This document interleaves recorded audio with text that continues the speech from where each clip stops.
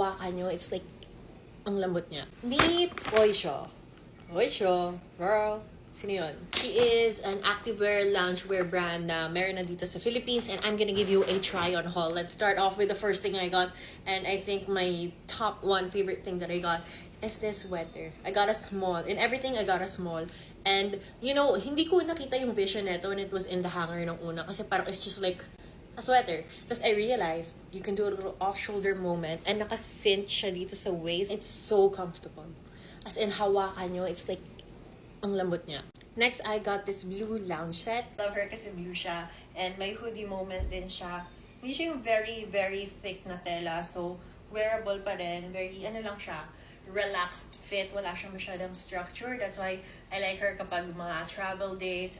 Wala daw pockets yung pants. Ay! Charot, meron pala siyang pants. Meron siyang pockets. I am 5'7", so if I wore these with shoes, super sakto lang siya. So if you are shorter than me, medyo nagtatouch na siya ng ground. Sobrang, I love this set. This is a basic sports bra, pero built in yung padding. So if you don't like padding, I would skip on this. And if you like padding, the good thing with this is, hindi siya removable. So, hindi siya mawawala kapag nalabhan. Ang ganda ng back detail niya. Then, these leggings, girl, super snatch ka. These are flare leggings. Can I just say, grabe yung compression nito. So these are their leggings for weight training. So even if I squat in these, walang makikita behind. It has core control, which I can vouch for because I feel like, you know, meron siyang parang shaping thing. You can feel it like compression dito sa thighs and up here, but not here so much. I like her though. I also got itong cover up. Here is the top thing. Ano lang siya, like a cute little wrap top.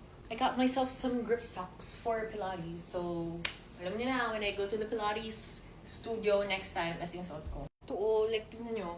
Parang cover up lang siya after ko mag-Pilates.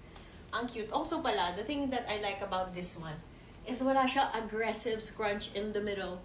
Like, hindi ako fan ng mga aggressive scrunch. Meron siyang seam though, pero hindi siya yung sabat mo. That's why, you know, I like her. Bye!